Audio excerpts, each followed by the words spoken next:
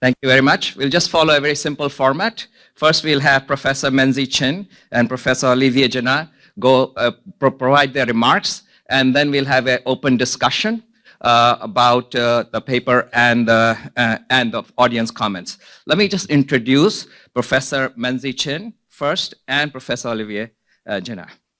Professor Menzie CHINN is a professor of public affairs and economics, Robert M. LaForette School of Public Affairs at the University of Wisconsin-Madison. Professor CHINN is professor of public affairs and economics. His research examines macroeconomic development within and interactions between countries. Professor CHINN is co-author with Jeffrey Friedman of Lost Decades, The Meaning of America's Debt Crisis and the Long Recovery. He's a research associate at the NBER.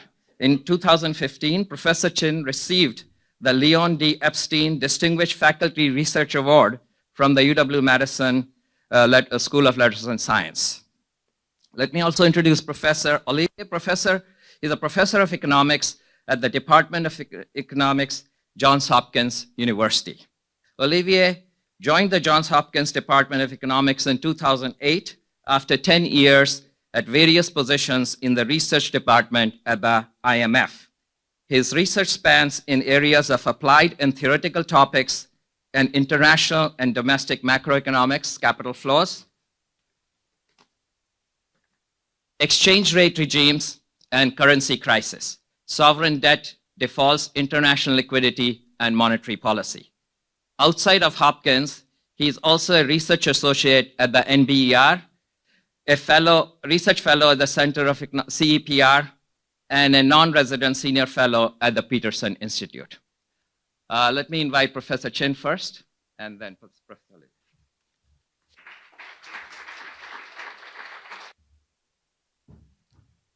Thanks, Professor AGARWAL, for that kind introduction, and thanks to the organizers for asking me to discuss this paper at such an important forum.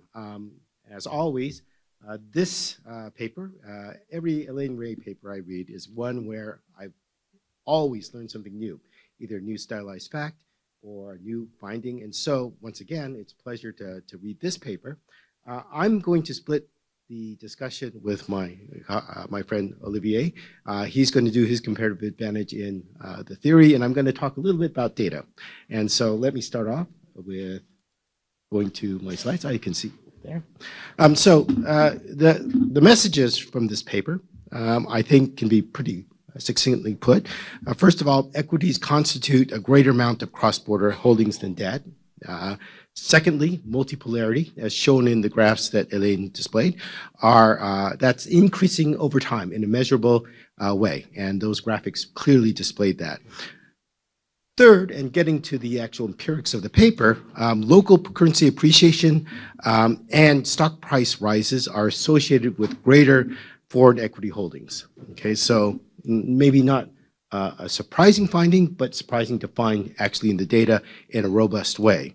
And then adopting a IV approach, that's an instrumental variables approach, confirms that greater foreign equity holdings are associated with exchange rate appreciation and stock price increase. So we have some idea that this is an actual causal relationship rather than merely an association. Okay, so as you can see from this outline, I'm not really going to be talking about the debt results, which I think for a variety of reasons are less definitive, but on the equity findings, which I think are more interesting in the sense of being new. Okay, so the outline, first of all, just one picture on the dominance of cross-border equity holdings. Secondly, the biggest part of the discussion I'm going to give is going from identities to the regressions and then thinking about what are the possible complications in undertaking the regression approach. And then thirdly, some concluding thoughts that relate to this post-liberation possible break in the relationship between these variables that we're looking at. Okay, so that's the rough outline. The first part is really easy to deal with, and it's a picture that Hélène put up, and I think it really says it all. And that big green area is increasing over time in terms of equity holdings abroad in assets and then in liabilities. And so we do see holdings overall, both cross-border holdings of bonds and equities rising, but surely, as you can see here, it's the equity component is much larger. She didn't go into why this is occurring. I guess in some sense, it's, if you had it in the background, you'd say, well, that's kind of understandable. If I were looking at it from a sort of a social scientist trying to explain it point of view, if I were looking at indices of capital controls, not just the ones I've developed, but also ones that other people have developed, you would probably not see, as you can see in the lower graphs, a big marked change in reduction in capital restrictions. So to me, it's somewhat of a interesting question. Why is it that equity holdings are becoming more prevalent in the absence of having, a broad section of indicators that explain why restrictions have been reduced, either cross-border or in terms of domestic holdings, okay, what regulations, restrictions. Part of it, of course, is going to be valuation changes, and I'll come back to that later on. But for me, and for those of you who worked in exchange rate modeling, in their graduate school days or thereafter, who are sort of bounded in the literature that says interest rates, the returns on bonds, in let's say some monetary approach or let's say even portfolio balance approach, the dominance of equity in cross-border transactions means that you have to think about, well, how is it that we have to modify the models that we use? And so that's a side effect of reading Helene's paper for me. Now, first section done quickly. Let me come to the data and the econometrics and talk about where Hélène gets the regressions that she runs and hence the results. So the approach is, as noted, starting with identity. Okay, and so that basic identity, it's got to be true. That is the price of in stock market L and times the number of shares in stock market L. So on the left-hand side has got to equal the sum of all the holdings by all the individual countries, including the local country itself. Okay, and so you have this exchange rate that modifies presumably what are stock prices denominated in local currency. So that's an assumption. I doubt that it does much harm to make that assumption. Probably not a lot of stocks that are denominated in foreign currency. And then of course you've got S is going to be 1 for those currencies that are held domestically. And then you log linearize. Okay, so that's the thing on the bottom. What ends up showing up is that you've got this sort of pre-multiplication term, this, I forget the parameter name, nu or whatever, which is equal to this sort of average. Okay, so you can log linearize, and then to obtain a testable equation or semi-testable equation, you take the first differences. Okay, so all very straightforward. And what's interesting is for those of us who are in international finance per se, the exchange rate is the exciting thing. So big blue arrow there to denote the excitement. Okay, I have a dull life. Okay, now you can rewrite it into the equation below, okay, just by, once again, thinking about each of the components. Okay, so what you have below must be true. Let me restate the equation. So the change in the Q is the number of shares. P is the price of each of these shares. You have the exchange rate. You have D, which is the value of the holdings by each particular investor, including the country L investor. And so you've got the exchange rate as well, pre-multiplied by various weights. And then here's the interesting thing. We can say that taking away the Q and pulling around the S, you can restate as equation 6, where there's this interesting term called resid. And resid has got a lot of terms in it of itself, which with a little bit of assumptions, you can say, well, these terms will cancel out. Those are the arrows. The exchange rate will disappear for L versus L. Okay, no change there. And then there's this last term, which is delta Q, which is the number of shares. At the frequency that we're looking at, okay, eventually at the 30-day horizon, to begin with at the annual horizon, you can assume that delta Q, the number of shares outstanding, is pretty much close to zero. So that's going to drop out. So essentially, the residual under these assumptions is a residual that hopefully is pretty small, has an average value of 0 or close to 0. Okay. In other work, Hélène has shown that this holds exactly. You can see that with, for instance, Morningstar data. So the question is whether that assumption carries over into these particular applications. No reason to think it won't, but we can always ask. Okay. So we have, by rewriting the identity, we have this expression at the bottom. Okay, so I'm pulling around Q's and S's. And what you do have in the end is two identities. And the thing to remember is, well, we don't run regressions on identities. What do we run regressions on? Well, here, these are the two equations that you have regressions run on. And so you're expressing the change in the price of stocks as a function of the change in D, okay, weighted appropriately, where D is the value of the stocks, and you're assuming along the way that the price appreciation is similar across the domestic holdings as across the foreign holdings. Okay, that's assumption. But what have you done in the regression is you put into U both the residual and the change in S, the weighted, the equity weighted change in the exchange rate is on the right-hand side, okay, into the implicit error term. That's for the change in P, and then you've got on the very bottom equation, the change in the weighted exchange rate, okay? And once again, you've thrown in there, into the regression residual, you've thrown in the residual that you had the approximation and the change in P, okay? That's what allows you to run these regressions, okay?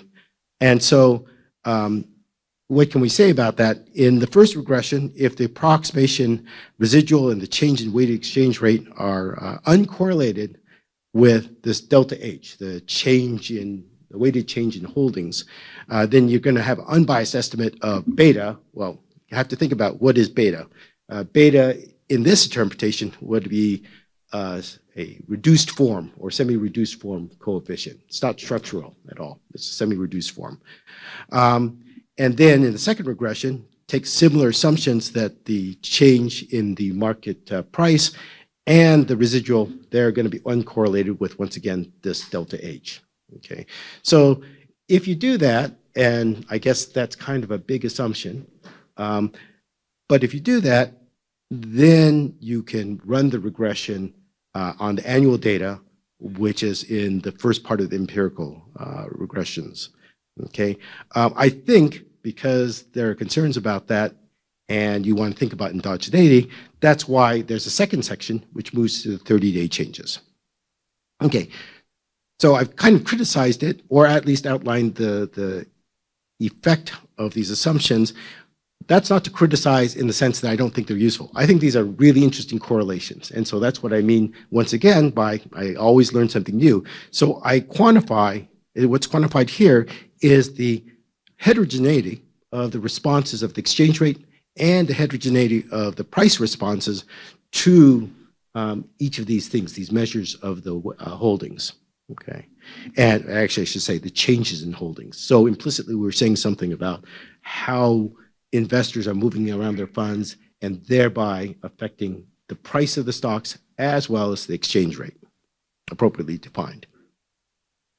Okay, so this is, I think, for me, the key figure from the regressions on annual data. And, you know, here you have this exact change in H that you get from the CPIS data. And as Hélène showed, you know, the CPIS data versus the exact formulation are pretty good approximations of each other at the annual frequency, okay? So that's one thing she wants to demonstrate, and then you find this relationship. I'm gonna focus in on the exchange rate just because that's my interest, but the price estimates are also similarly robust. And so what you do see is you see a pattern where some countries have a big response. I think it's British pound, all the way up to a low one for Taiwan dollar, new Taiwan dollar, all the way up to Japanese yen having the not perverse, but opposite sign. Okay, so these are correlations, interesting correlations nonetheless. And then we have also the responses to the bonds, but for a variety of reasons, we probably have a little less faith in them because of the measurement error in the bond holdings data. Okay, now here we come to, I think, the meat of the paper, which is to say, well, I'm going to construct delta H with a tilde on top of it, which is an approximation which I have shown at the annual frequency is a good approximation. Okay, and so I redo the regressions, but I've got a lot more observations now if I'm moving at 30-day changes on daily data. Okay, so lots of overlapping horizons, but you can deal with that by the appropriate standard error calculation. And you get what seemingly seems like a similar pattern. And you've got heterogeneity in the responses, much different for long-term bond holdings, okay? So I think Hélène is right to say I'm gonna focus in on equity where I think I have a better measurement, okay? So what we have here clearly is a similar result using just price data, essentially, okay? I'm gonna show you here, finally, we go from the daily data not using instrumental variables, but going to instrumental variables approach, which I'll spend a second on, actually the biggest bulk. One thing I will point out, I think is interesting, is that, you know, these are pretty, when I first read the paper, I said, well, gee, it is surprising to get such strong results.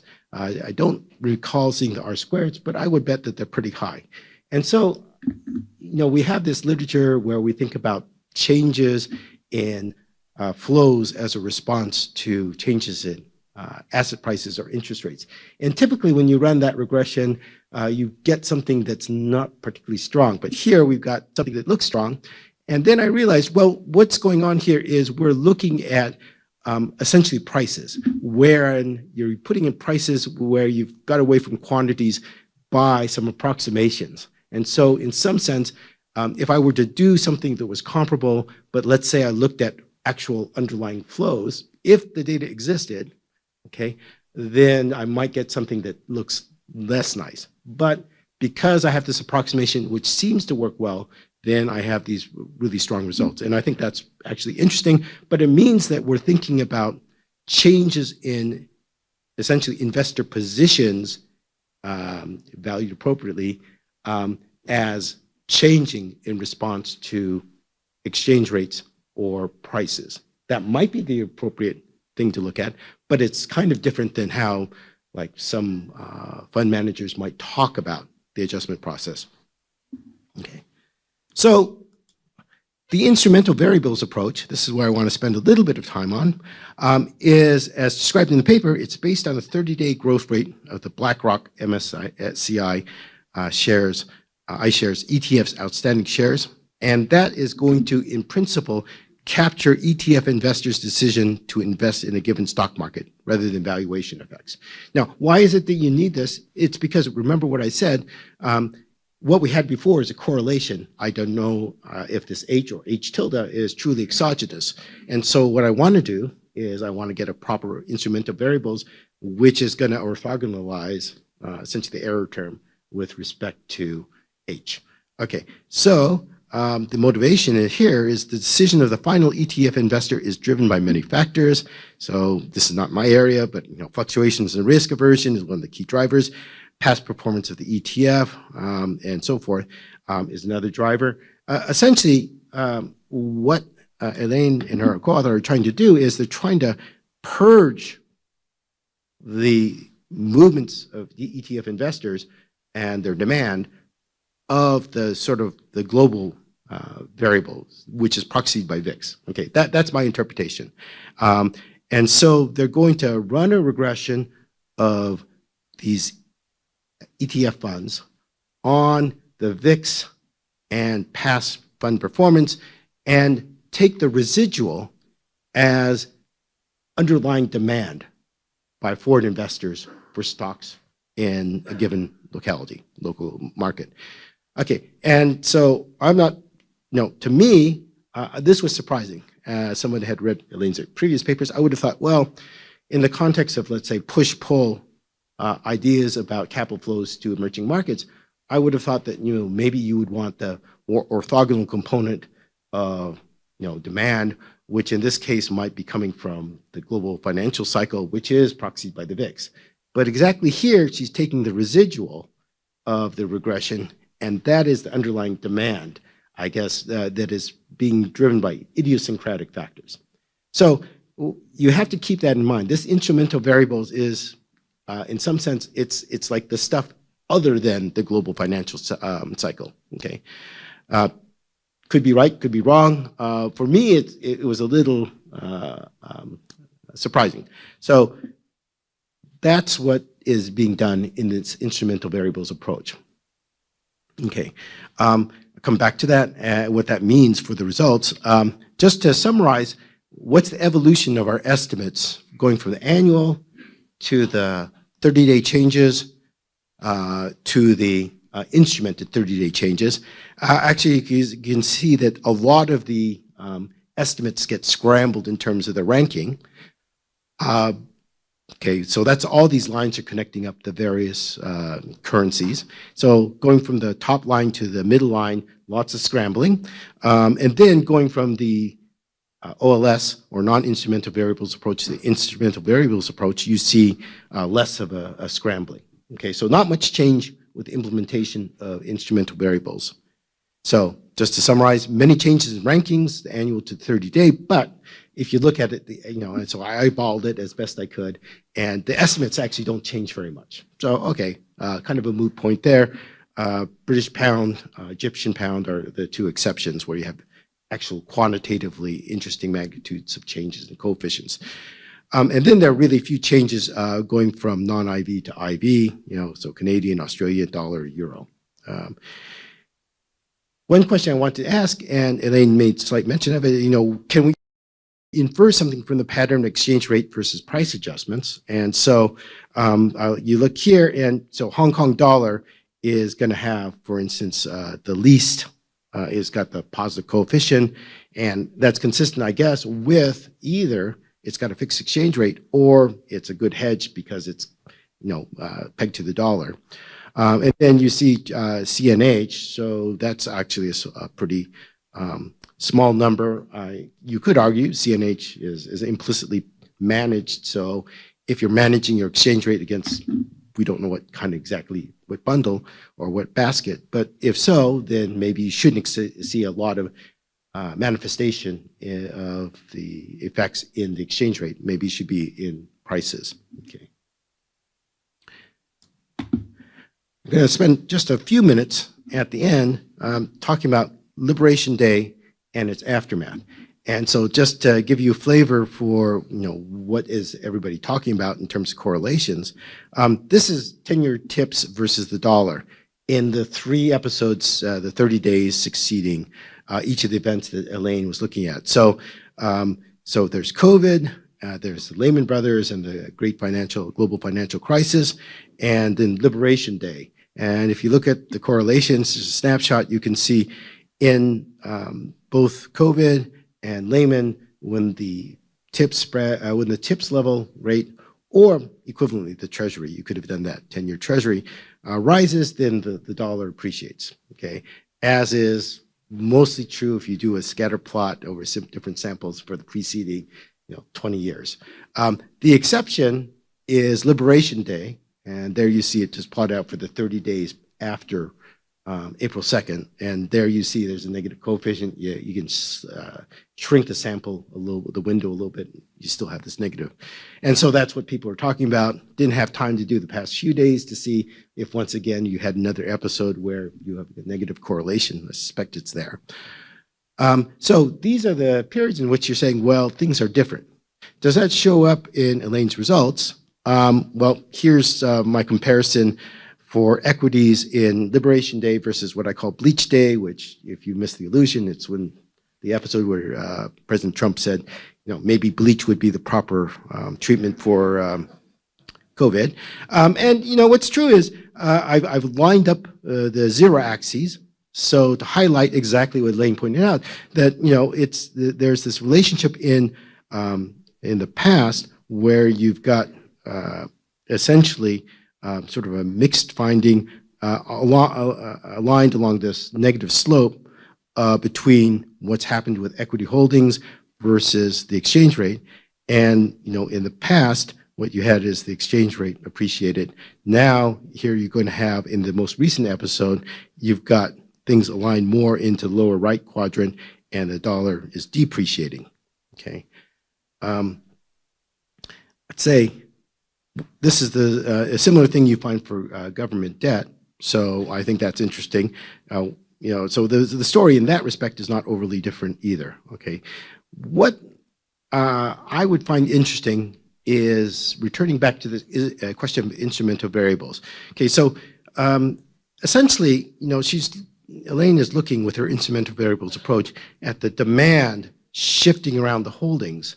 But, you know, I would think that what would show up here is if the global financial cycle variable, let's say the VIX or whatever proxy you thought of, you know, how does that affect, for instance, these particular sorts of correlations? Okay, all they are correlations, but I think that's an interesting question. So it captures a different aspect. So what's true is, given where countries were located in terms of their holdings, how did they change their responses? We still have this sort of negative relationship, but it's shifted over so that the dollar depreciated in the last episode.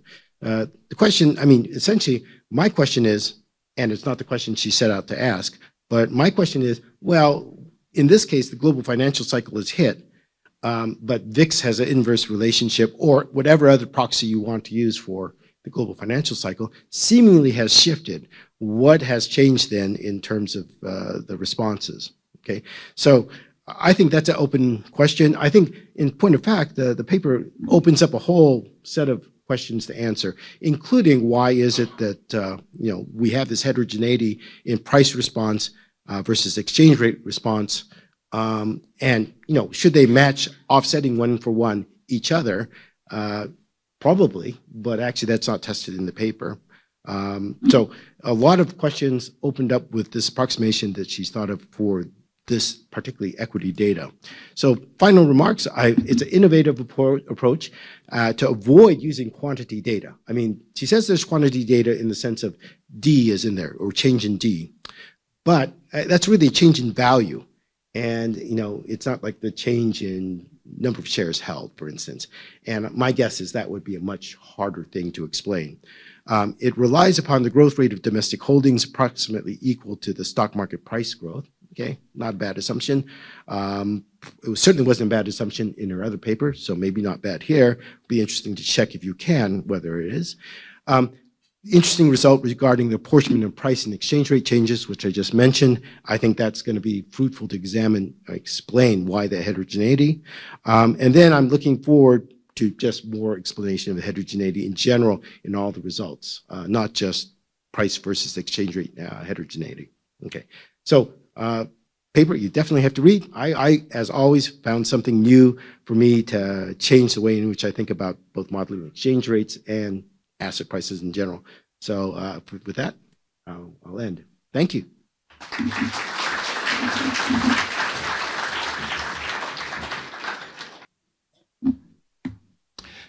So first, I would like to thank the organizers for inviting me to this forum and for discussing this very interesting paper. As Menzie said, I'm going to talk first about the theory. I'm not going to say much about the data. Now, the paper itself has very little theory. It starts really from an accounting decomposition. So it doesn't have a model, but I mean, at least for me, it's useful to look at the results through the prism of some kind of theory, which is going to help me to ask what I think are the most interesting questions. So I'm going to talk about theory, empirics, and I have my own little digression about Liberation Day. Okay. So the basic question is, what is the exchange rate impact of changes in foreign investors' demand for various kinds of assets? And the paper focuses on long-term debt and equity. So here what we have in mind is changes that are driven by the global financial cycle, right? So changes in the appetite for risk of foreign investors. So a simple way of looking at it, which unfortunately is largely behind the chairs, but maybe you can see it. The question that is asked is, when the dollar value of a foreign investor's holding of some local currency asset increases, what does happen to the quantity of assets, to the local currency price of the asset, and to the exchange rate? So here I'm just showing the dollar value of the foreign investors. So Q is the quantity of assets, PL is the local currency price of the asset, and S is the exchange rate with the dollar. I'm going to talk about the dollar all the time by an abuse of language. I should say foreign currency, it could be the euro or another currency. So obviously, Q, the part that is held by foreign investors, plus the Q held by domestic investors, well, that sums up to the outstanding stock, which I'm going to take as given. So what could happen? Well, first, the foreign investors could increase the value by buying more asset at the same price, or the local currency price of the asset could increase, or the currency itself could appreciate relative to the dollar, or a combination of the three. And so at a very general level, the question that is asked in this paper is, first, when we look only at co-movements, well, how do these variables co-move? And if we try to identify causality with an instrument variable, what can we say about the impact of a change in foreign demand on these variables? But an important thing here is that in the paper, they focus mostly on the local currency price of the asset and the exchange rate. So they don't really look that much at the variable Q, the quantity, and I will come back to that. Okay, so I would like to not present a model, but think about mechanisms through which the change in foreign demand for a local currency asset is going to result in an exchange rate movement. Now, the natural starting point for that is to start with an asset that they don't look at in the paper, which is short-term debt, short-term local currency debt. Because in this case, the local currency price of the asset is pinned down simply by monetary policy. So given a short-term interest rate, PL is not going to change. And so we know that only two variables are going to move. It's either Q or the exchange rate. Now, in this case, I think the variation is Q is very important, right? So when foreigners buy local currency short-term bonds, a very simple way this can be accommodated is by selling them more bonds. And when the central bank is doing it, this is what we call the foreign exchange intervention, right? So the central bank is simply selling local currency bonds and buying foreign currency bonds. And if you look at the model of optimal foreign exchange interventions in the recent paper by Skokie and Mukin, what I've just said is exactly the story that they have in the paper, right? So they have these noise traders that are going to change the demand for local currency bonds. And what the central bank is doing is just offsetting this so as to stabilize the UIP wedge and stabilize the exchange rate against that noise. Now, there is a theme also in the literature with the theoretical side and some supporting empirical evidence, which is that what the central bank does in emerging markets maybe is done by the private sector in advanced economies. That is, the offsetting is done by private investors, and they could be simply motivated Well, by profit, it's a natural thing to do. When foreigners buy more of a local currency asset, the price goes up. Well, you want to sell it. You want to sell high and purchase low. So when foreigners want to buy, you sell. When they want to sell, you buy. And that may be a reason why in advanced economies with a financially developed domestic financial system, you have much less foreign exchange interventions than in emerging markets. It's because the private sector does the foreign exchange interventions for the government. Okay, so this was short-term debt. Now let's move to one asset that they look at in the paper, which is long-term bonds. So how different it is it? Well, it's different because you have a term premium. Now, if you didn't have a term premium, so if the expectations theory applied, then again, the price, the local currency price of the long-term bond would be entirely determined by the current and expected interest rate. And what I said about short-term bond would apply one-for-one to long-term bond. But in practice, we know that there is a term premium, and so the local currency price of long-term bond could change in response to a change in foreign demand. But what I said about offsetting by local investors remains true. It's a very general point. If you have domestic investors that can offset what foreign investors are doing, then you will have more movement in quantity, but less movement in price, including in the exchange rate.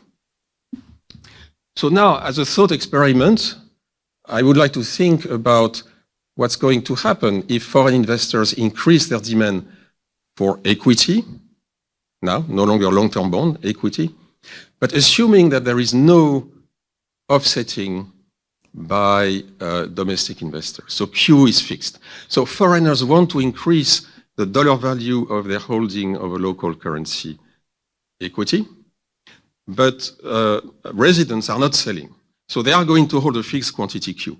How can they increase the dollar value? Well, either the local currency value is going to increase or the currency is going to appreciate. And the question they are asking is, well, what's the share of the two adjustment mechanism?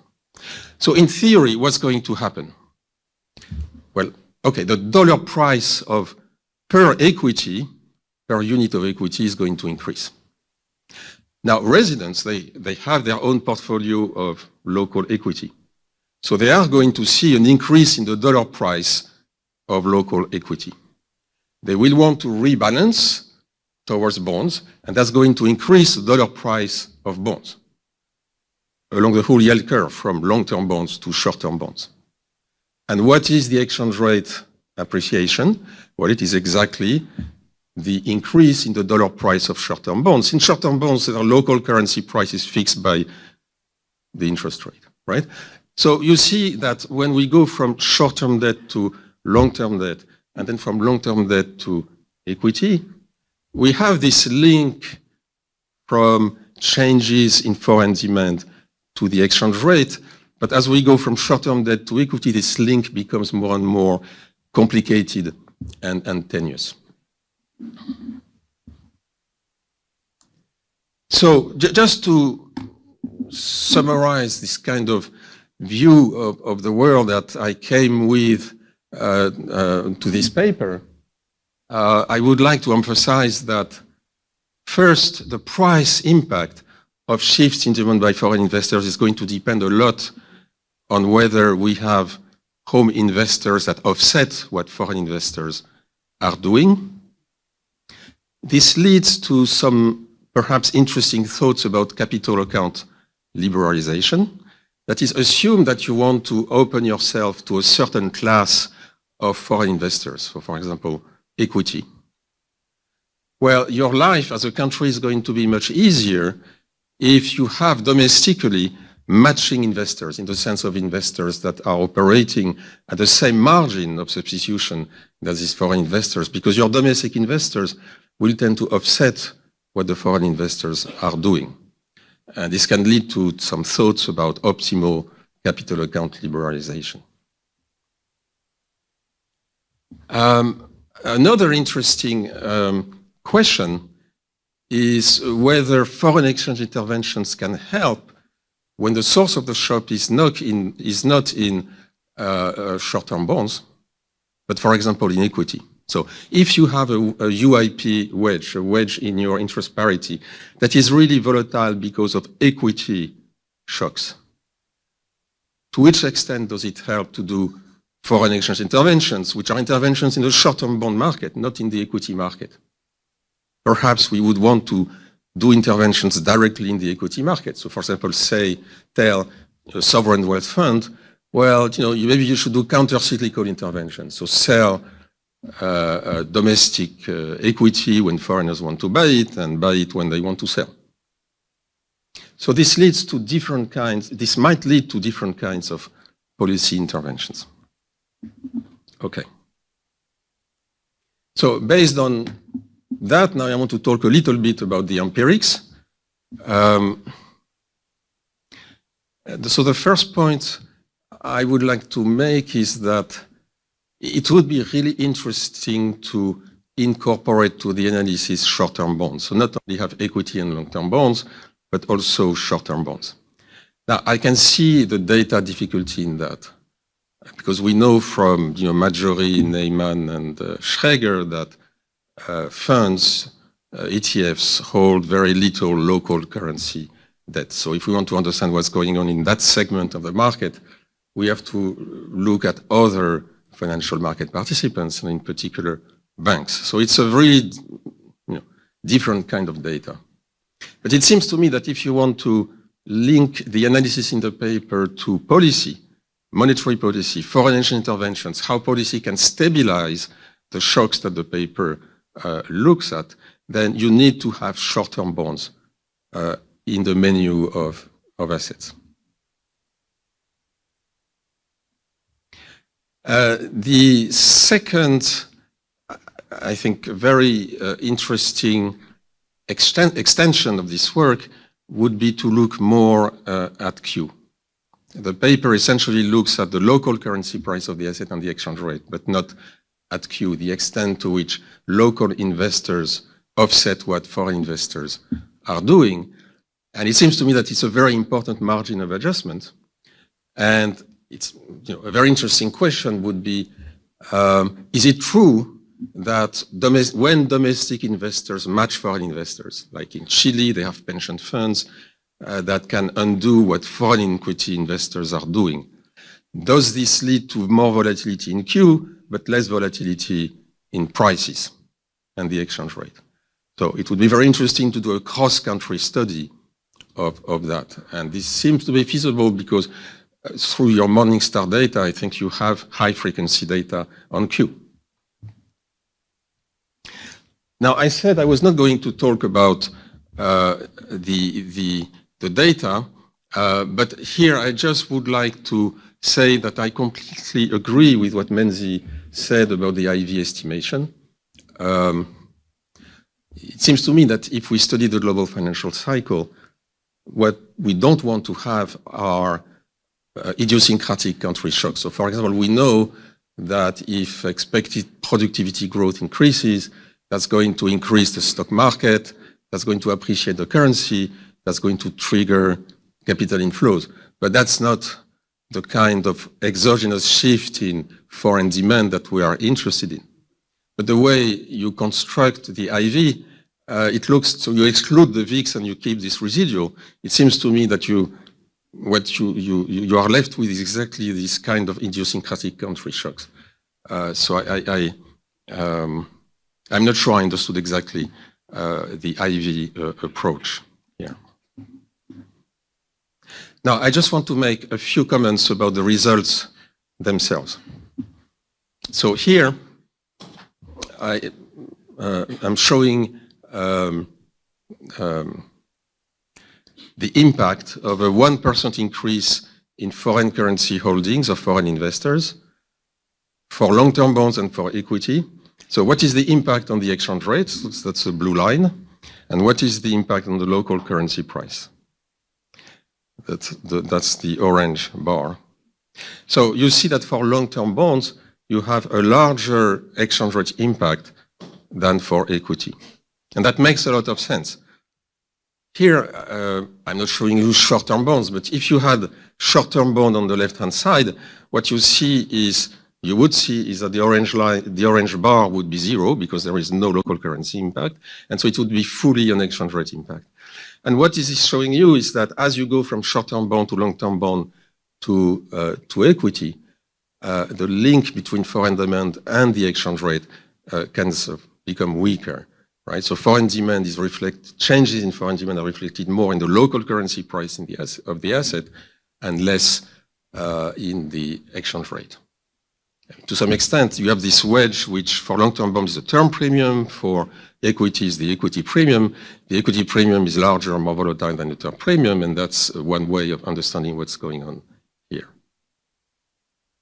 Another interesting result is that if you look at the countries for which the impact of foreign demand equity shocks on the exchange rate is the smallest, it is countries like Taiwan, China, Singapore, Hong Kong that heavily manage the exchange rate or peg the exchange rate and can rely on a very large mass of reserves to do that.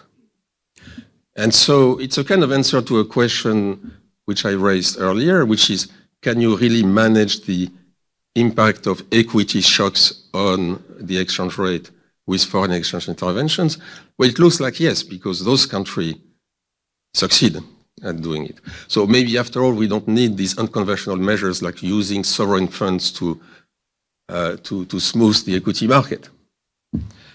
A result that surprised me more is that financial development seems to make little difference. So I told you we would expect financially developed countries to be more able to naturally, automatically smooth the shocks and have more volatility in quantities, less volatility in prices.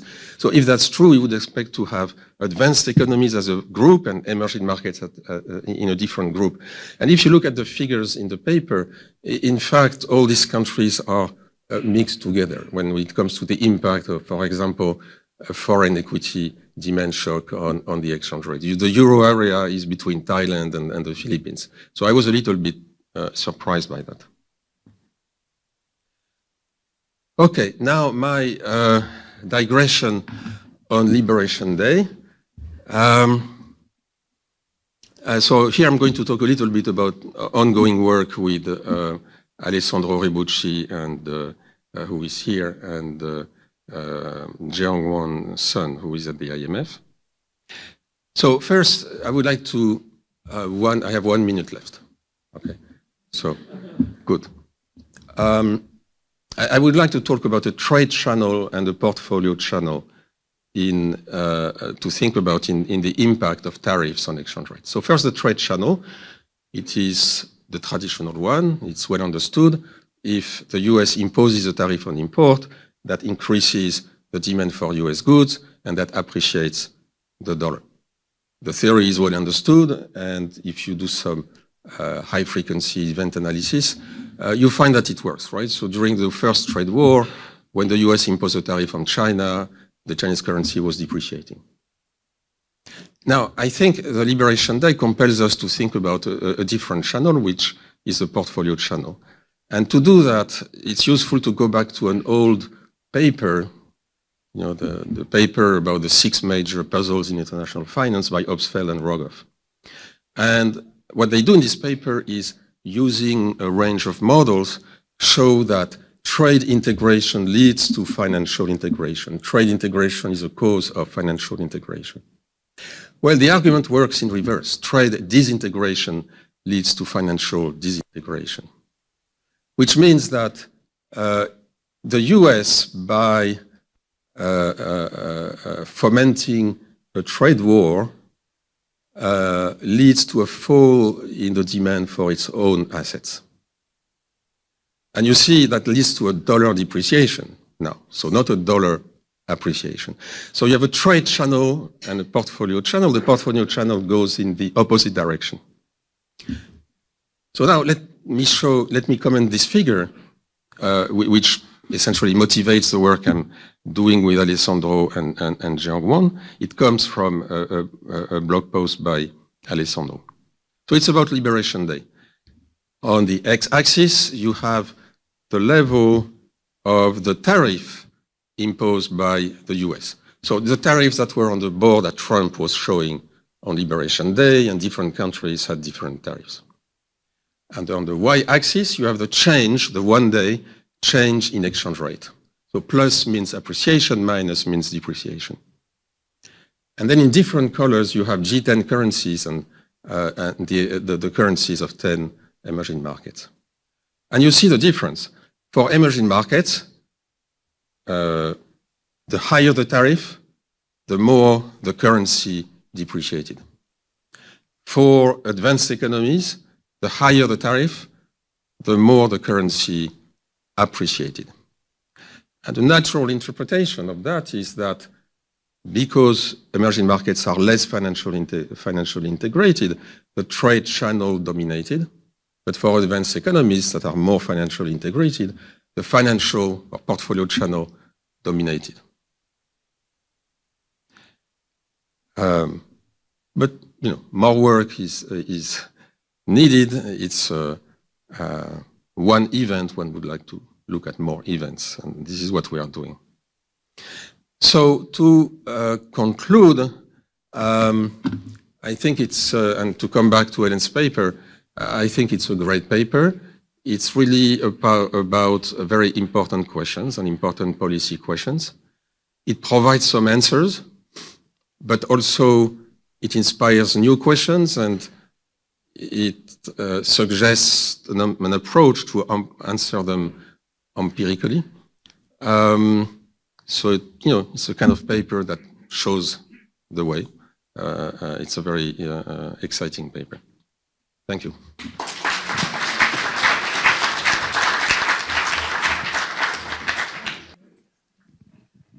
Thank you, everybody. So let me first give some time to Hélène to respond to the two discussant comments, and then I'll have a couple comments and open the floor. Fantastic. So first, let me really thank my two discussants who have done a fantastic job. And as you can all see, there's a lot of food for further work on this, food for thought, and a lot of very important also policy implications and new facts to look at. So both of them have absolutely great points. There's maybe a couple of things I want to explain maybe a little bit better, because both of them were a little bit troubled by my correlations, which indeed are co-movements and not causality, right? And so what I want to say is, this is absolutely the purpose, was to do co-movements, because these regressions, the first one, so we talk about before VIV, etc. In fact, so the first move of this paper is to show that we can reconstruct a market clearing condition and that it fits the data. So if you think about any markets, they're all clear. We never look at constructing from the data the market clearing conditions. Okay, the exchange rate clears the equity markets, the bonds market, the derivatives market. Each single financial asset market is cleared by the exchange rate. Now, people systematically look, or very often, at the bonds market, in particular the short ends, for which we don't exactly know, how to feed the data. UIP doesn't hold. There's some stuff, so we call them noise traders. We call them noise traders is, by definition, we don't exactly know what it is, right? So here the innovation is to provide a market that we can reconstruct fully, the left-hand side equal the right-hand side from the data, and it contains the exchange rate. So when I do, in fact, these co-movements, what I do is a variance-covariance decomposition. I first show that this condition holds, and then I show what are the co-movements between the variables, and so how much of a variation in the change in equity positions, in the quantities, can be, explained by the equity growth rate or the exchange rate growth rate, and I can do that because that market clearing condition holds. Therefore, what it means is that any model that we are going to write, whether they have short-term bonds in them or long-term bonds on derivatives, etc., these co-movements, they are true, they are in the data, right? I don't have a necessarily a causal interpretation of these things, but they exist. And so that's a stylized fact. So this is to establish that facts that I do these co-movements in the first part of the paper. Then the second part of the analysis, that is about going, and there is quantity data. It's not all on price data. I mean, the annual data that is first used is the CPIS data. This is quantity, right? There's quantity. The quantity, it's quantity and price, but it's quantity of, cross-border positions data. That's what the CPIS data is, right?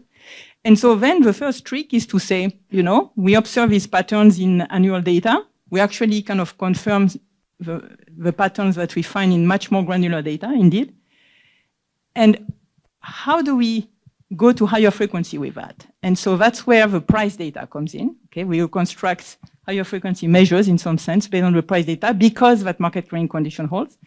And then we want to convince ourselves that this kind of, in a way, demand side of the market clearing conditions really reflects the demand side and really reflects quantity demanded. And this is where the IV comes in.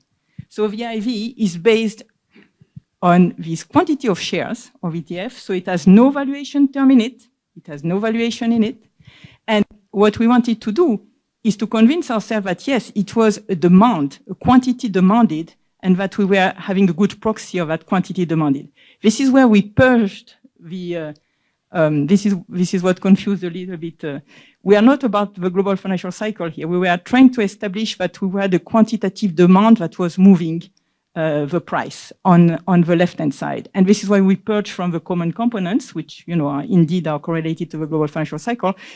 And okay, it's not a perfect instrument. We could purge for more for, specific news about certain type of things. But the thing is, the idea is indeed to have an exogenous quantity demand shock and to say this is that thing that we capture in our equation. So that's why we do this IV. So it's not a global financial cycle exercise. The global financial cycle exercise is very interesting as well, and we actually do that in the other paper. And indeed, it gives us quite a lot of interesting insights, I think. So can I just add one more thing? Yes. Okay. So there are lots of interesting issues indeed to dig into. That we can do, and we can do more on the Morningstar data, because there we do observe the domestic investors, we do observe the characteristics of everyone, et cetera, and we also have a perfect match in the market clearing condition. So everything that was mentioned in terms of understanding, the dampening of volatility in certain markets because of some investors taking the residual demands, et cetera, absolutely. So this is totally on the research agenda. I do have a theoretical models of links between equity and exchange rates with Harald Howe in review of financial studies with segmented markets and risk-averse traders.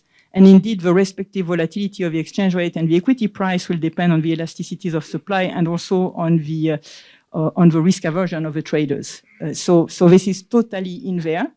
And this is, I believe, totally key indeed for exchange rate management policy. And where is the volatility? You fix your bilateral exchange rate, but here, so the relevant exchange rate is a kind of network weighted exchange rate. You can fix one bilateral exchange rate.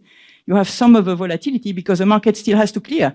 So it's either in the equity market or it's in the other bilateral exchange rate somehow. So we can look at that in a lot more detail. And I think that's really interesting. And that might explain what these noise traders in the UIP deviations, what is it that we are capturing here? Yeah. So I think that's great. Thank you. So we have around 10 minutes for Q&A. I wrote down 5 questions. I'm not sure I can ask more than one, but let me just ask one and open the floor for others to chime in. How might AI-driven trading or tokenized assets affect the international portfolio flow under the model that you have? Maybe it's a big, broad question. You may just say. Okay, so how would I look at that? I would try to write a market clearing condition. New one. A new one, which actually you might have, I don't know, but conceivably you might have actually all the data you need for that. If you observe all the positions and the prices, then you can do a decomposition indeed. And then you can look at co-movement, etc. I very much doubt that the marginal trader for the foreign exchange market is going to be someone trading token. But at this stage, for hedging properties and all that, I mean, you might be interested in looking at these movements, but I don't think if you were to model jointly the dynamics of some financial assets and the exchange rate, I don't think you would start by that market. It's just too small for the moment. But, you can still look at the hedging properties and all that. I mean, absolutely, it could still be interesting. Let me open the floor for questions.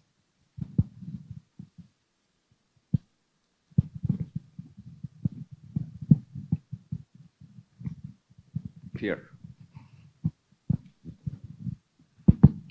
Thank you. Very nice paper, Hélène, and full of very rich empirical results. I want to bounce off two things that have been mentioned by Olivier and maybe hear your thoughts on them. So first, I like very much the way Olivier put it, thinking about the short-term, long-term, and equity. In the work we did with Dimitri and Walker, we do have something like this, which is that because when you have, let's say, a shift in demand for short term, because the price cannot move, you're going to get a big response in the exchange rate. When you're looking at long term, because the price can move, it's not pegged by the central bank, there are all kinds of other things, the term premium, then you're going to get a price response and a much smaller response of the exchange rate. I think that would be a very interesting thing to look at. I think Olivier proposed this interpretation. When looking at equities, it would be even more the case because there is even more of a premium that can move around, that it's not surprising that you get less of an exchange rate response. And I'm curious to hear if that's how you think about it. The second point is thinking about the identification. If one concern, I think, that was also mentioned by Olivier is if I think that this demand for these ETF shares is motivated by expectations about what might be happening in those countries, then what we're picking up is maybe what those fundamental drivers might be, and that could also impact the exchange rate. You could be looking at something that is like the exogenous shifts into different mutual funds that have different weights on different countries. And so then, if more money flows into a particular fidelity fund that has a portfolio weight that is, say, Brazil, Mexico, and Colombia, then that's going to allocate these funds. Think about the shift share type of instrument in a mechanical way, while some other fund may be more weighted, Korea, Thailand, and Singapore. You will get a different type of a shift in demand. I wonder if you couldn't exploit some of these things rather than looking at the country-specific ETF to try to purge for that. Country-specific drivers of the demand by investors. Very good. Should I answer? Yes. So two things here. On the second thing, on the causal thing and the instruments.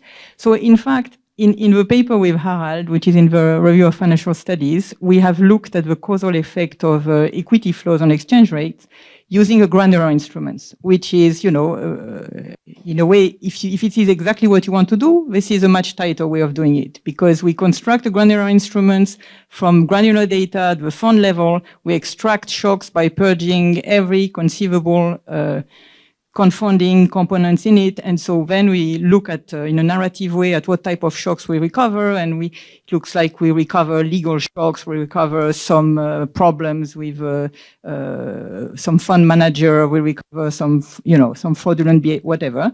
And these shocks, and then we use that granular instrumental variable to show a causal effect of flows on exchange rate. So to some extent, I think I'm kind of convinced that there is a causal effect from these type of things.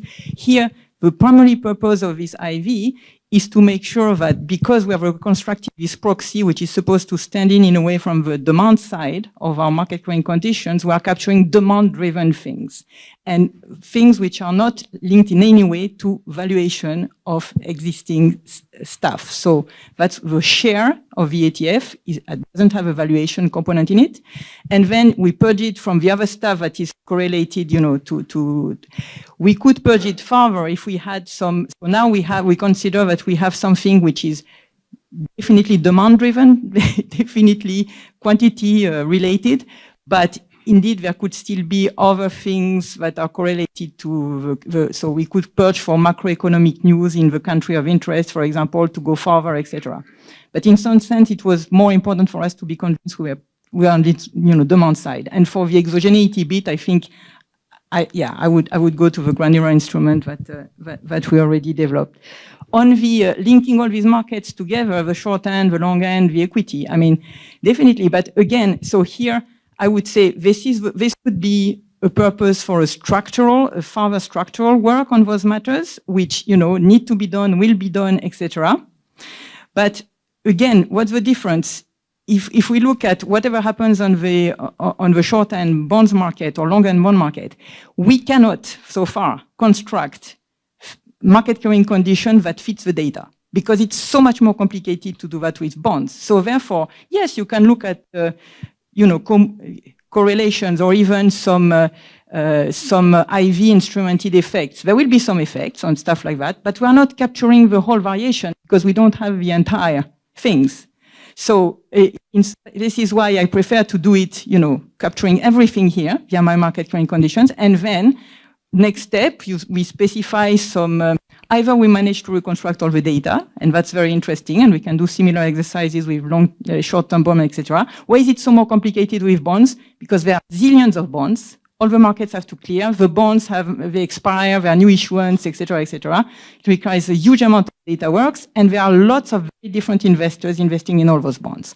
So they have all different elasticities of demand, etc. So this is super interesting. There's an entire research agenda on this, but this requires, I think, we will have to impose more structure for that, because I think the data is not going to be manageable, which is great. But these markets in equity, they have to clear, and they do clear, and we observe them. So why don't we get more information about this, right? And that's what we are trying to do. Sure, we'll take one more question, even though the time is up. So we'll have one last question. Thank you very much for a super interesting paper and discussion. My question is that the stylized fact is that the amount of foreign exchange transactions every day, is orders of multitude, hundreds of times the amount of net equity transactions. So it's very surprising to see then, the strong correlation that you find at the end of the day. How would you explain that? I mean, is it that the net amount of the transactions in foreign exchange, like trillions of dollars a day, nets out to zero, and therefore it's all noise, and these kind of net asset flows matter more, or is it that actually the causality runs the other way, that we transact in equities because we think that the market transactions for all the other stuff is leading ultimately to stronger currency, and therefore you get a higher local currency return if we go and invest abroad. So I wonder how you square that fact. Okay, great. So it gives me an opportunity to talk about also, FX markets a little bit more. So in the paper on equity and exchange rate we have with Harald, in equilibrium, there's joint determination of equity and exchange rate. So in equilibrium, you have both, flows having an effect on exchange rate having an effect on flows, which is, why it's a bit hard to model, because you have an optimal portfolio problem in incomplete asset markets where your flows impact the exchange rate, which impact your optimal diversification decision. But I think this is also where the interesting stuff is. This brings me to one important point, which is that characteristics of equities is that they are not nearly as hedged on average as bonds, as fixed income, right? So if we think about incompleteness of markets and the fact that risk might lead to home bias because of a wedge between your return on your domestic currency and return in dollars, for example, if you're an investor in euro, you care about return in euros, right? The fact that you don't hedge your equity is going to be important both for your optimal portfolio decision and also for the, in equilibrium, the exchange rate volatility, etc. While if you were fully hedged in fixed income, you would have a portfolio, you would not rebalance your portfolio in terms of, because of the exchange rate risk, because, if you are fully hedged, you're not going to do rebalancing, so you do not do FX transaction related to that, right? So there is an important asymmetry in terms of hedging market, and it's very interesting to look at FX derivative data from this point of view and look at the degree of hedging of the different funds, etc., which is something that we can do now. We have done it actually for a paper on the London foreign exchange market, which is the biggest foreign exchange market by far in the world. And we look at the different hedging at the firm level of mutual funds, of insurance, of banks, of pension funds, etc. Which brings me again to the fact that in the FX market, there's these huge volumes, right? But a lot of it is so you can think of it in the spot as a lot of turnover, right? Which is maybe, very high frequency turnover. So, you buy and sell, you have algorithmic trading and stuff like that. This is not necessarily things that we are going to be very significant at the monthly frequency or the daily frequency even sometimes, or certainly not at the annual frequency. And the derivatives market, which is most actually of the turnover, etc., of the volume data that the BIS puts out, these are gross what they put out. Once you net them, right, it goes down by an order of magnitude, right? And so that's the net that in many cases matter, not the gross. Please join me in thanking Hélène for a great presentation, Menzie and Olivier for great discussions.